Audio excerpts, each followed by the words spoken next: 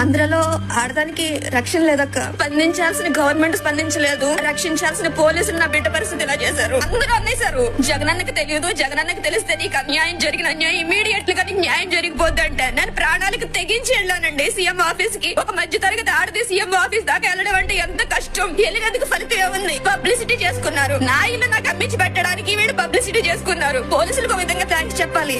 ఎందుకంటే మొన్నటి వరకు పిల్లల్ని నడువు నొప్పితో కాలు నొప్పితో గిల్ల గిల్ల గిల్ల కొట్టుకుని ఏడ్చేది. పోలీసులు కొట్టిన దెబ్బలకి ఈడ్చేసిన దానికి దెబ్బకి వెన్నుపోసి అంత స్పర్శే పోయింది. ఇప్పుడు దానికి మొత్తం స్పర్శే లేదు, పూర్తిగా చచ్చి పడిపోయింది.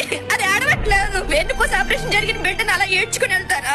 ఆడు మనుషుల జంతువుల? అసలు పోలీసుల ఆ తాడిచెట్టు రాజా గానీ ఇప్పుడు సూర్యనారాయణరావు గానీ ఇంటర్ఫీర్ అవ్వకపోతే నా ప్రాపర్టీ నా ప్రాబ్లం లేదు. వైసీపీ నేతలు చేసిన అకృత్యాలకి నా బిడ్డ బలైపోయింది. దానికి న్యాయం చేయమని అడిగాననేసి నన్ను పిచ్చిదాన్ని చేశారు. ఇదక్క ఆడదానికైతే ఆంధ్రప్రదేశ్ లో రక్షణ లేదు.